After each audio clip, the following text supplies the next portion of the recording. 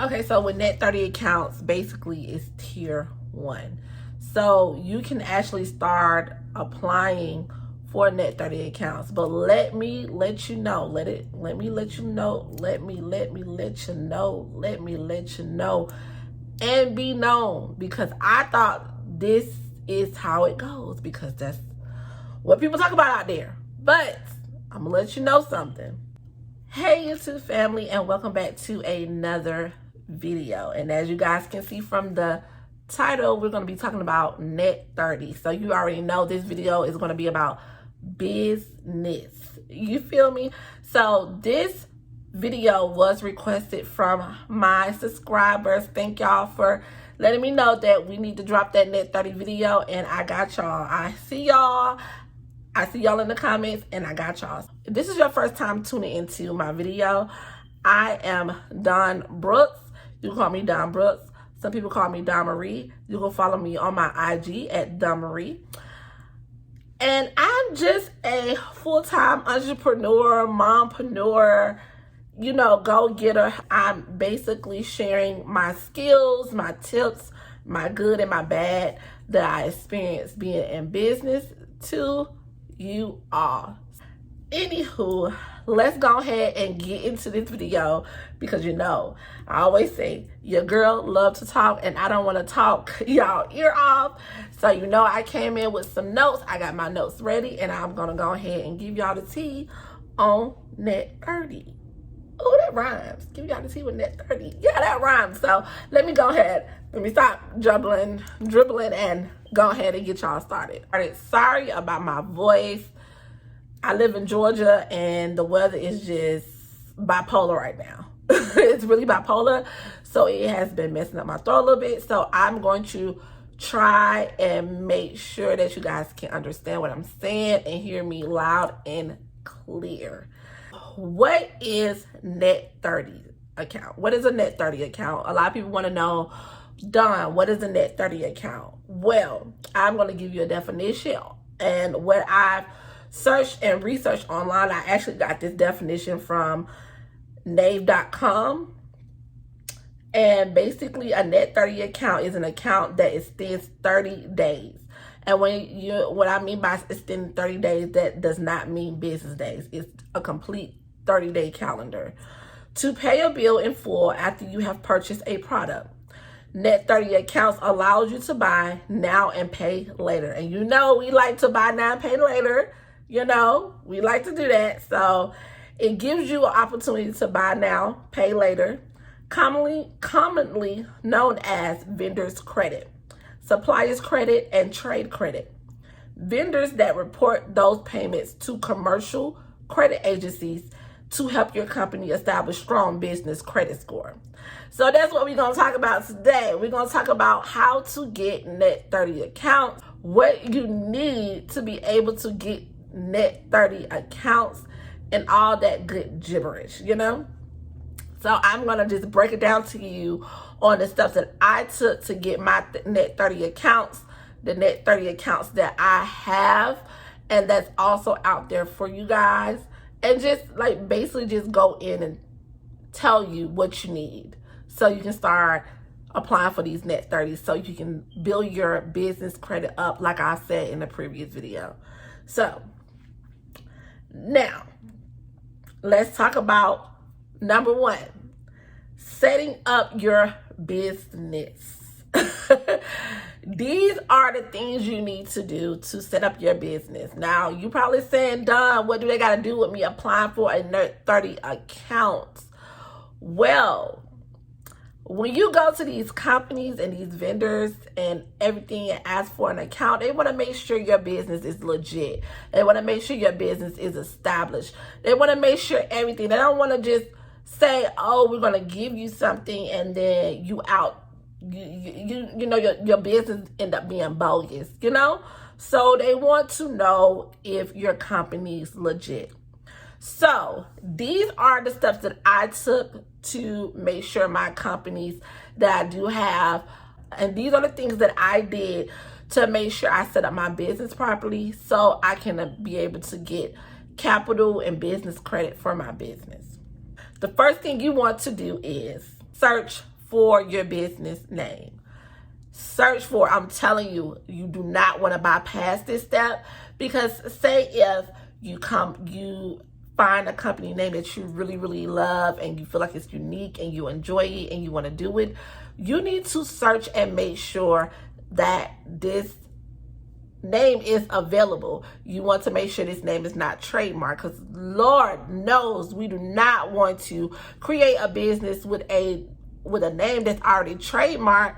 You don't want to do that, because basically you're just running a business for nothing. So you want to make sure the name does exist. Once you find out that the name exists and that you can be able to use it, it's not trademarked, no one's using it, then you need to file for your LLC. A lot of people say, you don't have to file. Me personally, I think you should file. The day you file, say if you file your LLC and you probably just really studying and doing research on the business that you're trying to get in and everything, but you're not quite ready to start the business. Filing the LLC for me at the moment of you wanting to start a business and having the ideal in your head, it helps with the longevity of the LLC. So for instance, say, last year you filed for LLC, but you was not quite ready to launch the business. Well, guess what? Say if you want to launch the business this year, your LLC is now a year old. Even though you did not start the business, but having a year-old LLC is really good. It's really, really good. So I always tell people, if the name is not taken, go ahead and file the LLC. And you can file your LLC with your Secretary of State. Price varies between what state you're in. I know in the state of Georgia, it only costs $100, and it usually take about 7 days. But with everything that's going on in the world, it takes about no more than 2 weeks for your LLC to come back, and they'll let you know if it's been approved, if the name been approved or not. Now LLC and trademark is totally different. If you file an LLC, that is basically you're protecting yourself in your state, right? You're protecting yourself in your state. But I will also advise you to, if you have the funds, a lot of people don't have the funds, by the way, but say if you know this is a good idea, this is a good name, and you do not want no one to steal it, I advise you to save up some coins and get that name and your business trademark. You do not want to do that. I have my business trademark because I do not want nobody stealing my name that I put so much hard work into. So yes, getting your business trademark is really a top priority to do when starting a business, and you know that it's a good idea and it's going to generate a lot of money. Next is filing an EIN number. Now, when you file an EIN number, it is free. It is for the free. And you guys know I like some free.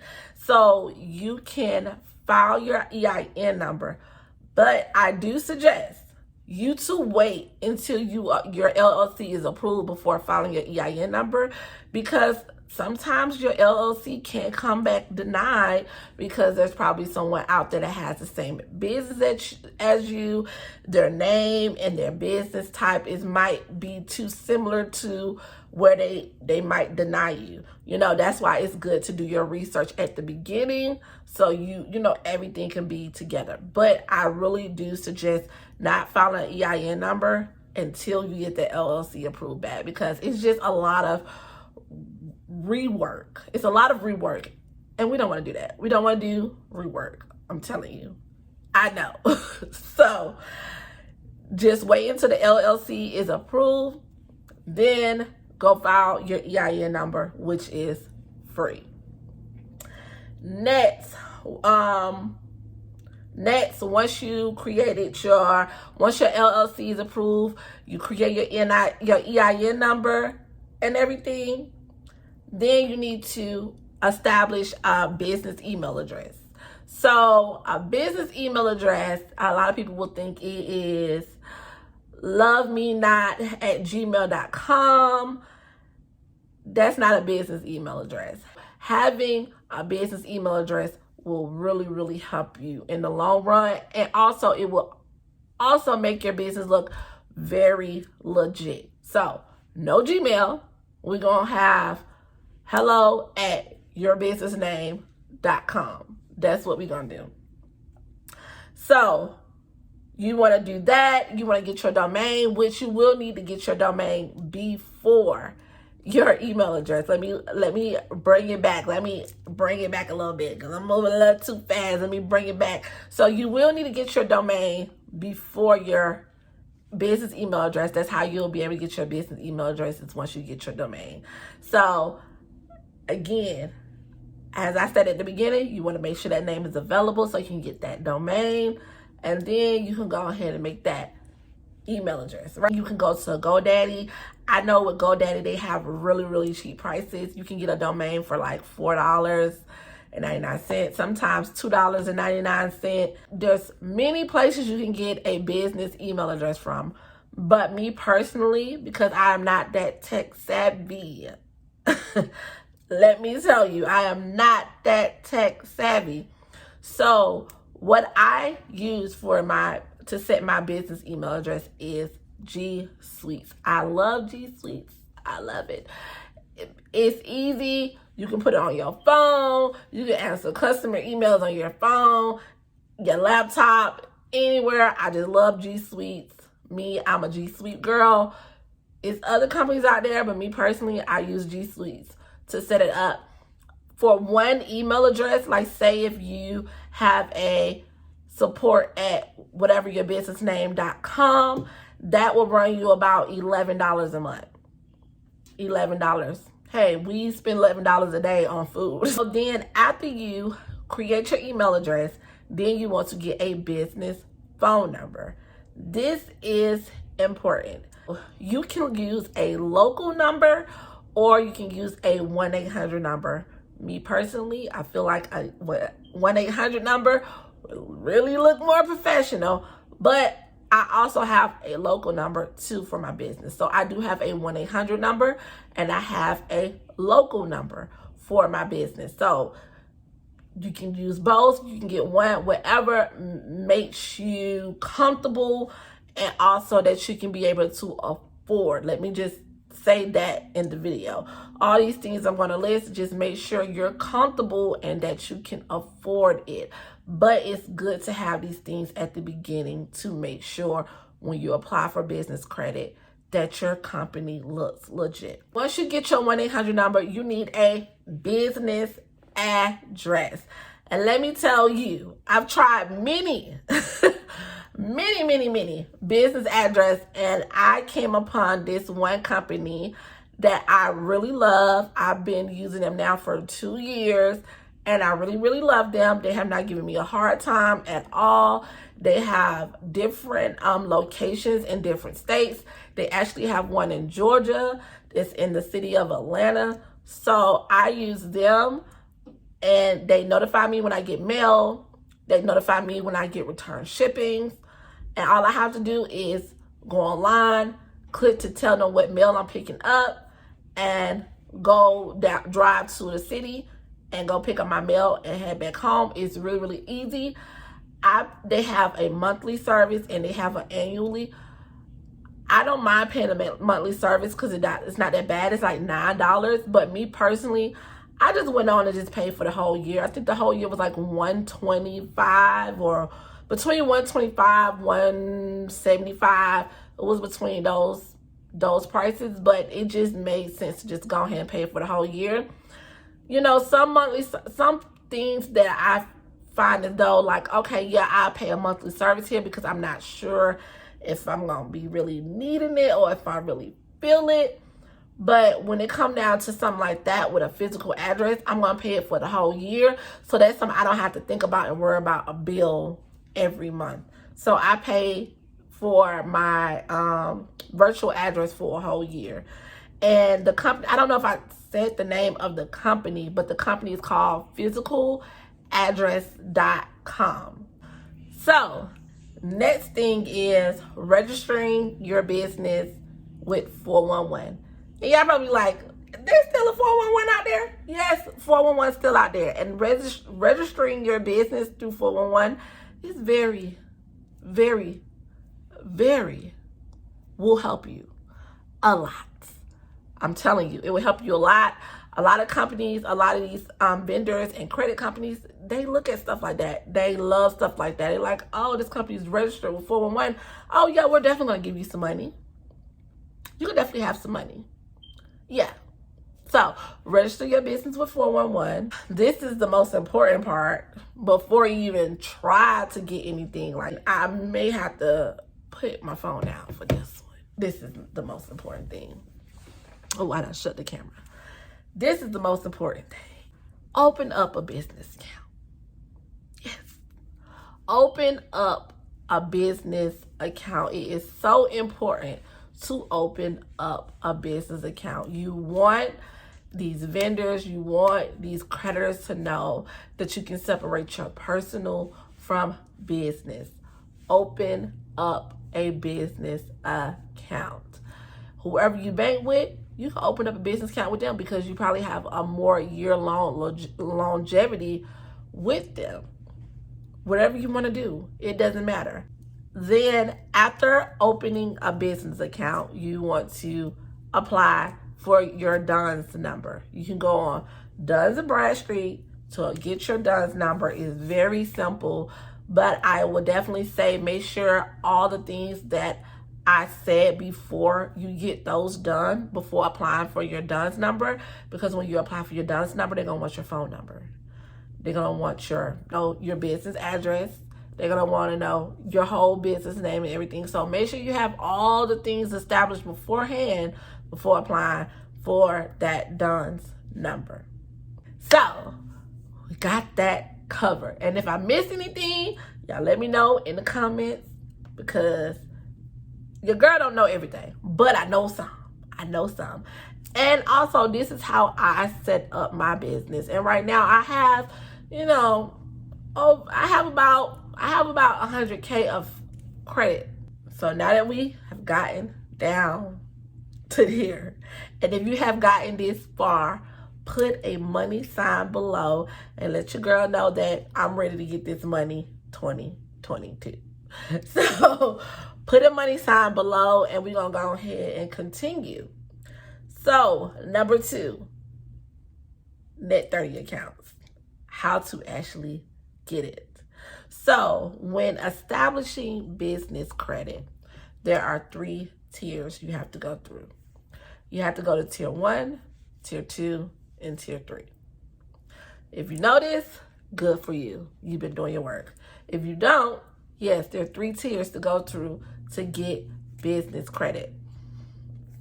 Now, there's actually 2 ways you can get business credit, but this way that I'm showing you guys is called the long way. I have a short way, but this is the long way. Okay, so with net 30 accounts, basically is tier 1. So you can actually start applying for net 30 accounts, but let me let you know,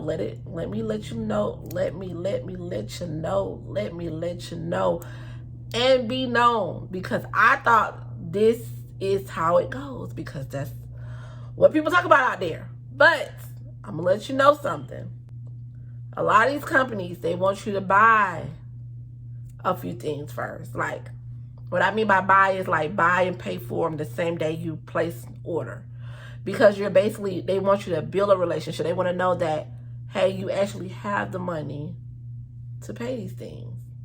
A lot of these companies won't give you a net 30 account right off the back. So I'm going to put it out there, because don't nobody put it out there, because I went through it. A lot of these companies do not give you net 30 accounts off the bat. They will want you to buy and pay a few things right then and there. And then once you make like 1 or 2 orders, like that next order, you can ask them, like that 3rd order, you can ask them, hey, I would like to have a net 30 account.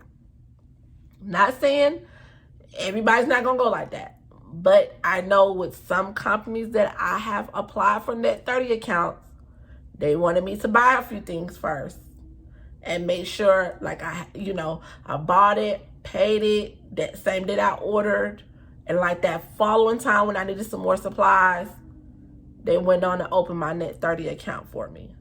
Tier 1 is basically a lot of net 30 accounts, right? And with tier 1, you want to at least have about 7 to 10 accounts open. I know that's a lot. I have it. It is a lot. You don't have to use every account. I probably, out of the 7 to 10 accounts, now I've used all of them to make sure I have on my credit, on my business credit. But at this moment, I probably use about 2-3 of them. But I don't use all 10. But I actually have 7. I don't have 10. Let me say I have 7 accounts on my tier 1, but I do not use all of them. I literally use about 3. But just having those accounts and just establishing it is very important. A few accounts that I think is good, and I'm going to give you a few. I'll put a lot more in the description area and the website, so you can go to them, apply, or see what they're about and everything. So Quill is good. They're like an office supply company.